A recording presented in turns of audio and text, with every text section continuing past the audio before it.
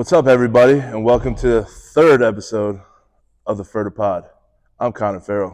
And I'm Billy Gerlot, where we talk all sports with no filter. No fluff. How about it? So a little bit different of a setup today. We are standing, as you guys can see. We are not sitting because we are going to use the TV to our advantage today. I hope you guys enjoyed episode 2, where we talked about championship mindset. Yes. We've gotten really good feedback on that, so I'm glad you guys really enjoyed the content in that video. In this video, we're going to be breaking down swings of some of the best hitters in all of MLB, especially this year, as the MLB Post season is already in full gear. Just finished the wild card series as we're heading into the division series. And if you guys have not seen our video of our predictions for who we believe is going to win the 2025 World Series, check out that video. That is posted on our YouTube, and it is also posted on our Instagram. Don't forget to follow at the Ferda Pod on all social media platforms. And don't forget to drop a follow for our personals, and also follow the facility for CSP. Yeah, don't forget the YouTube channel. Yeah. YouTube channel, the Ferda Pod. Yeah, make sure you guys are subscribing, commenting. We really want to, we want this to be super, full of engagements, right? We want you guys to, leave comments, agree with us, disagree with us. We want all of it. Mm-hmm. But no, we've gotten really good feedback from you guys. So we are, super, super, super appreciative of that. And we also have a lot of fun, filming these videos, a lot of good laughs. A lot of bloopers that we also have to get posted to you guys, but I say we get into it. Yeah, let's do it. I mean, we're gonna see a lot of swings from guys you guys look up to. We're gonna analyze them a little bit, but also we can give you guys a little quick insight of like how you could do drills and stuff like that. That'll help incorporate what they do to your real at-home programming. Yeah, no, absolutely. And I think, these are some of the best hitters in all of Major League Baseball. Mm-hmm. A lot of, different setups, a lot of different, swing mentalities, different approaches, and you'll be able to kind of see that through these videos. However, they all do, the main thing the right way. They all get to, a really good contact point. They stay in their lower half. They do all the little things the right way, which you guys will also pick up on. But, that's what we're here. We're here to break it down. So we're going to start with arguably probably my favorite hitter in all of baseball, Electric Factory, Bryce Harper. So Connor, off of, just watching this video and repeat a couple times, what do you see that Harper does so well? Something that we preach here often. Yeah. Staying on top of the baseball. Mm-hmm. And second, using the ground. Yeah. Using the ground is huge. Yeah. So one thing about Bryce Harper, especially in his early days at, in Washington, he was always known for, dropping that back leg off the ground. He generated that much torque with his lower half. But in order for you to do that, because you're practically hitting off of one foot if you do that, and this is an extreme example. There is only one Bryce Harper in the world, and that's why he was known as the chosen one when he was going through all of this stuff. But he uses the ground so well. If you see in this video, he is able to, and I'll slow it down for you guys, he holds so well here. Realistically, he could sit in this position, which allows you to react to fastball. We preach to never get off the fastball because, you can't, it's easier to slow down than speed up. But he's able to hang out in this position for almost, it feels like forever, which allows him to hit breaking balls so well too. Yeah, absolutely. And how he holds that coil, but also maintains his shin angle, as we can call it, without losing ground force is going to help him obviously launch baseballs into the Philly Fanatics. Mm-hmm. And, as we were talking about too, as we get farther in, the hand separation is obviously elite. But if you look at his lower half, he has full intention that he is going to absolutely hammer this baseball. It is always a yes, yes, yes, no mentality. I feel like, especially at the younger age, like this isn't an auto swing.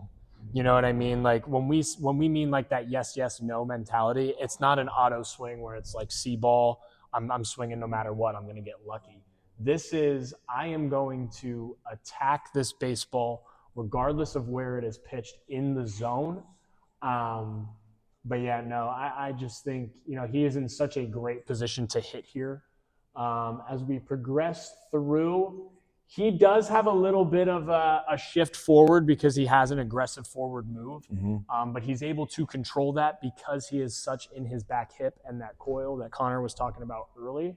And obviously, this is a heater up. So he does a great job of staying on top of the baseball. You see that back foot start to come off the ground like we were talking about earlier. But that is just, it doesn't get much better than that. That's so clean. It's crispy. It's so clean. Staying on top of the baseball, back spinning baseballs. Bryce Harper, he's going to have a monster postseason. He's had a monster career. And, that is just, it doesn't get much better than that. Do you have any other comments on Harper?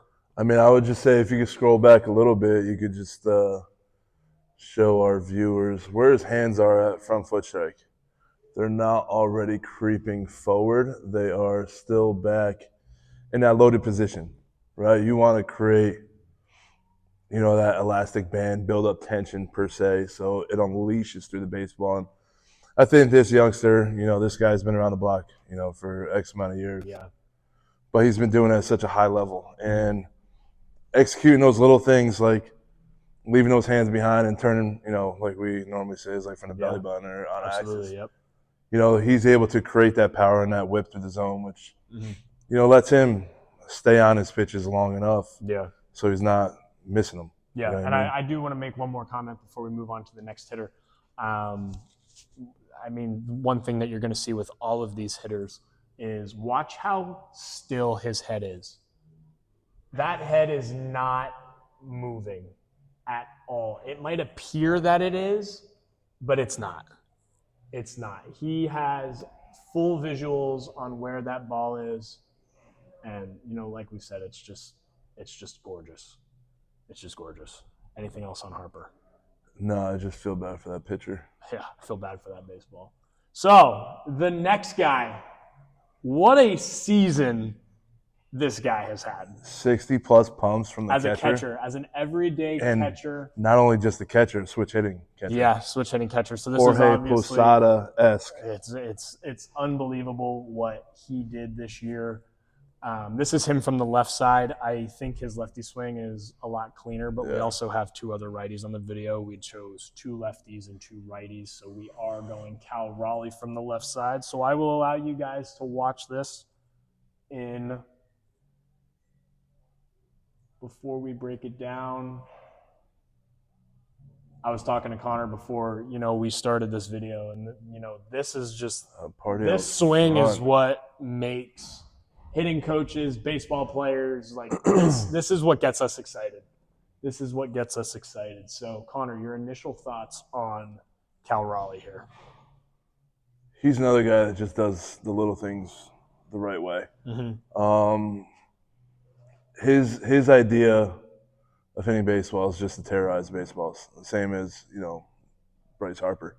But most importantly, if you watch where he is, party's out front for him. I just think he does a very, very good job again staying in his lower half. Again, you can visually see the ground force that he's trying to create. But also, if you notice where his hands are at foot stroke, again, there's a reason why I've said that twice now, is because I want you guys to understand the position that you're supposed to be in to be ready to attack a baseball. And I think Bryce Harper and this young fella right here, do that, obviously at an extremely high level, but very efficiently. Yeah, I mean, I'm a big what I tell my kids and the lessons that I have, and even at Albertus and all that. Like, the party will always be out front. It is as crazy as it sounds. It's better to be early than late. Be late, right? So that goes for everything. That goes for everything. Yeah, show up 15 minutes late. But, watch what happens. Yeah, not late, early. Show up 15 minutes always early. But again, he's another guy. But no, let the barrel breathe. You know what I mean? Like catch the party out front. Let the barrel breathe, and good things are going to happen because there's so much more adjustability when your contact point is out front. Because then it solely just comes down to your timing. It's where it's like, okay, cool. Like if I catch the ball out front, if I'm a little bit late, it's going oppo. If I'm a little bit early, I pull it. Or if you're super early, you pull it foul. But then get into like the approach side of things. Yeah. Oh, that pitcher's probably not going to throw that pitch again. So you can eliminate pitches, right? It all works itself out. But no, I mean, Cal Raleigh is just. Well, also, you look at the last, obviously Harper and Cal Raleigh here. Look at the angle they have from the front foot up to their head. They're staying behind the baseball extremely well. Mm-hmm. That just allows. This is your phrase here. To let the barrel breathe. Mm-hmm. And that is something that, we preach here. That's let that barrel eat. Like that's what it's there for. Mm-hmm. Now go eat. Yep. Always on the attack. Don't be passive. Correct. Let it rip. Let it rip. Anything else on Cal Raleigh? No, I mean, he's another guy that... Dude's a monster. He's another guy that does it defensively and offensively at a very high level. So this next guy... This is a fun one. Connecticut boy. Let's go. George Springer with the Toronto Blue Jays. Obviously, great career with the Houston Astros, winning a World Series there. Took his talents north of the border, and just has been absolutely terrorizing. He's gotten hot.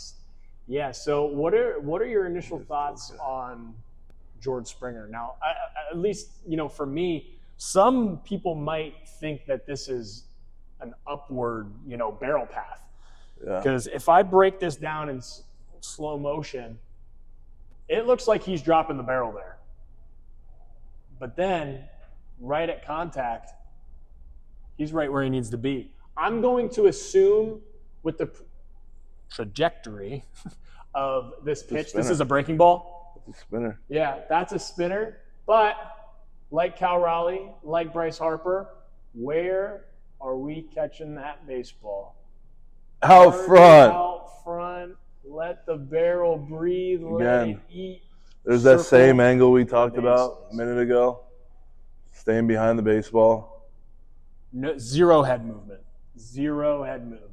And Springer, unlike Harper, he has a very simple forward move. It's kind of just a drop and go. That's why he's so quick and short to the baseball. Yeah. I do think that Harper and even Raleigh, they do obviously big leaguers make a boatload of money, so they are able to do this. They have a lot of swing and miss in their swing. A lot. So this is what makes George Springer such a unique hitter because he is so short to the baseball. But yeah, I mean, he's having a monster year, head still. I mean, that's just a breaking ball sent to the moon. But, like we talked about the yes, yes, no and being on time and being slightly early, if you are on fastball timing, you will be able to see spin up and be able to hammer it kind of just from, an approach side of things. Yeah, and you can see that he's always ready, staying athletic movements because that, if I'm going to say by sweeper, that he just probably hit 110. Yeah. So, I mean, it's gorgeous.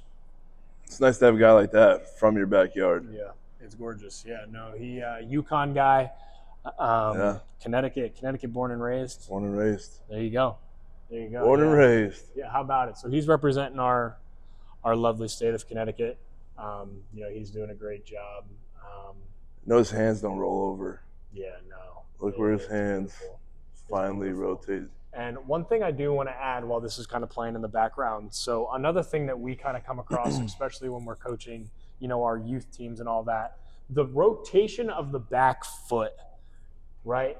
I feel like a lot of younger athletes and younger hitters tend to not just spin it, and they don't even rotate at all. So if you look at these, and I'll even go back.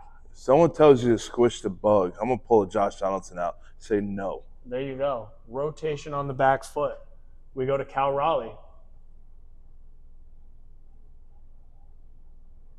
That's just the backside drive. Look how Rotation of the back foot. George Springer. Foot down, go. Rotation of the back foot. And I promise you that our next hitter does it as well. But no, that's one thing that, came across my mind. And even, we're learning too. And, we come across things like this all the time. And it's just like, that is elite rotation of the hips, the lower half, the back foot, all the above. Turn and burn. Yeah, 100%. Yeah, turn and burn. This next one's one of my personal favorites. Mine too, especially being an outfielder. So we're actually heading back out to Seattle, and we are going to hammer Cal Raleigh's teammate, one of the young and exciting players of Julio Rodriguez. His swing is gorgeous. Especially for how young he is. I mean, this guy is 23, 24 years old, and he's hammering baseballs. Pretty sure he was the American League Rookie of the Year. Yeah. That he was. And I think just the way that he's been able to adapt to Major League pitching, he struggled early on in the year last year and even the beginning of this year. And the way that he's been able to, flip a switch and, get back on track, that's what's going to make him play baseball for a very, very, very long time. And look how efficient his bat path is. His bat path, wow. Bat path. Yeah, and I can actually, I can chime in on Julio a little bit. I mean, obviously, I don't know Julio personally, but I trained out at Driveline out in Kent, Washington, which is about 45 minutes south of Seattle. And I was very lucky enough, to be in the same facility as Julio while he's going for it. So at Driveline, we really preach. I say we because I feel like I'm a part of it, and I teach my kids this as well. We really teach getting into that back half coil, feel that stretch, and being able to hold and turn, right? So Julio does this. Julio is in Driveline whenever, he feels like he's slumping and all that. I lived out there for 3 months, and he was in there, whenever he could. So just the way that he is so efficient with his lower half, and I'm a firm believer of this, and, Connor, you can chime in on this as well, is, for me, the lower half creates your bat path. There is no way that if you are efficient with your lower half, that your hands won't, your hands are going to follow. I promise you. It's almost like as soon as I don't know if you guys can see me that well, but as soon as I go to turn, my hands already want to go. You know what I mean? And that's where your bat path comes from. And I just think, he's a prime example of that. I can slow this down a little bit too.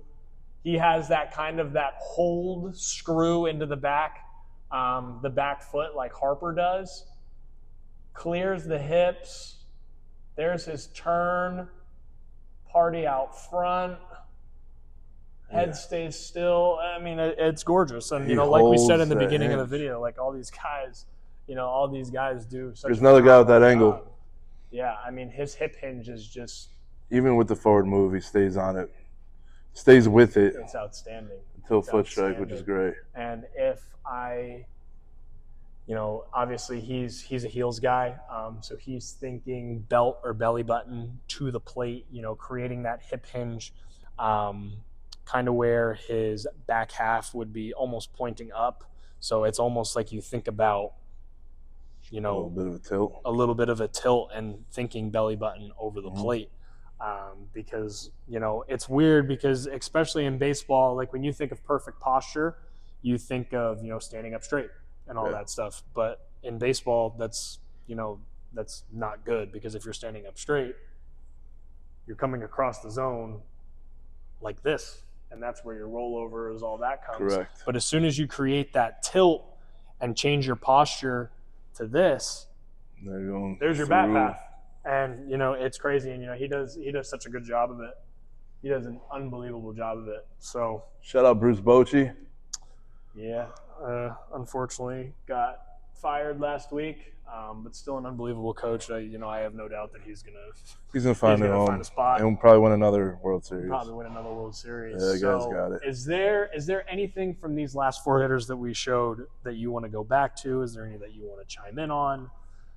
What do you got?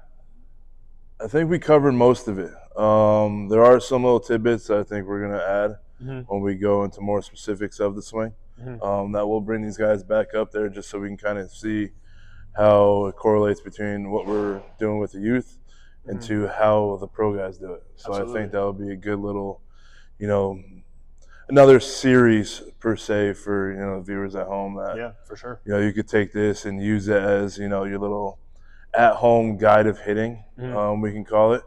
But also, obviously, you can, Bills, we're available for those sessions, so you can learn kind of the same things that we're talking about.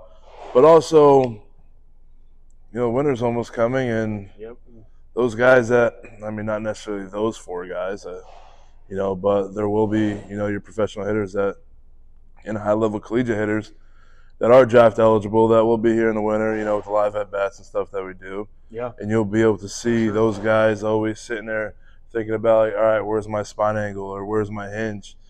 So you'll be able to see them, or even just watching the postseason. Yeah, that with the division series and whatnot coming up, you're gonna see those guys do like little verbal or little physical cues.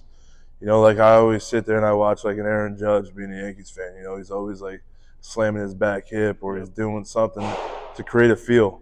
Because once you create those feels, you hit at a high level. Yeah.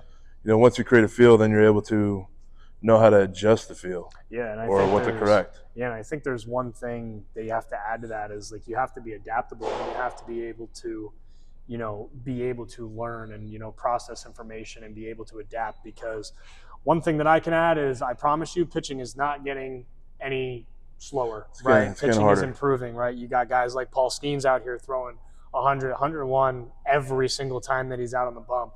And, I think it's very clear, and I don't say this to scare anybody, but hitting sucks. It's one of the hardest things, if not the hardest thing to do in sports, in my opinion. And obviously, that's definitely biased. Yeah. But as hitters, we want to do anything, to get that competitive edge. And we talked about hitting for 15 minutes. So like Connor said, if you guys want to talk more baseball, if you guys want to, meet guys that are actually going through it, there's no better place than Connecticut Sports Performance, especially in the Northeast. But the last thing, that I'll say, especially off of what you just said is, watch baseball, right? I feel like, you go through a practice, you go through a game, and like the last thing that you want to do is, sit down and watch baseball, with all like the cool cartoons and the YouTube videos that are out now, right? Yeah. But you have to watch baseball in order to, see something. Like one thing, I'll go back to Driveline. Like I struggled with, the hip hinge and getting into that coil and, all of that stuff. So I had to watch hitters, and, that Julio video was one of those videos that I watched during that summer. I watched Trey Turner. I flipped Bryce Harper from the left side to the right side so I could see it, up close and be like, okay, like he's getting in that hip hinge there. Like, what do I have to do? And, I'll give a quick shout out, my trainer out at Driveline, Johnny Reyna, he's now, the AA hitting coach for the Portland Sea Dogs of the Boston Red Sox organization. It was that one video that, kind of unlocked that for me. And it was crazy. Like we were out there, we were hitting off the, we were doing the hit tracks, we were hitting off the hack attack. And he was like, yo, like, what did you do, in order to get that? And I'm like, dude, like I just watched a YouTube video and it clicked for me. But, we're all different. Everybody learns differently. Everybody, sees and, moves differently. And that's also the cool thing about baseball too. And I don't want to ramble here, but everybody's different. Everybody moves different. Everybody thinks different. And, everybody has that different kind of, swagger to them, and that's what makes baseball so unique and so fun. Yeah, I mean, just being a student of the game, Mm-hmm. It's first and foremost. I mean, you take the little things, you do them really, really well, you're going to be a successful ball player. Absolutely. And that's kind of we're gonna do that. Obviously throughout our seasons, Mm-hmm. our episodes, and just kind of nitpick a little bit with the pro guys and some college guys. Even just having guys on the podcast that we'll be able to discuss with. Which stay tuned. We have we have some fun things coming for you. Very, very soon too, potentially even episode 4 and episode 5. So stay tuned on the social media as we start to, tease that a little bit. We have really exciting guests scheduled and planned that I think you guys are really, really, really going to enjoy listening to. But yeah, no, I get used to this. We can do this on the pitching side too. We can do this, defensively. But yeah, no, we're, like we always say, we're here for you guys. We love doing these videos. We love, talking about what we're passionate about. And I think that's, the biggest thing on why we enjoy, doing these videos so much. Yeah. So, I mean, stay tuned. Like he just said, there's a lot of things coming up in the near future. Yep. We're going to start turning this thing up a little bit. For sure. And obviously continue with your feedback, continue with the comments, continue with whatever you need. Because obviously we're just like ball players. We like to get better, on the field and off the field. So whatever we could do to help you succeed, or even just be an outlet for you, say the word. We're here. What we're here for. So stay tuned. If you haven't, check out episode 1, episode 2, and our predictions. If you haven't seen those yet, that was a lot of fun. But yeah, fellas and girls, stay tuned. And we'll catch you next week for the next episode of the Ferda podcast. Let's do it.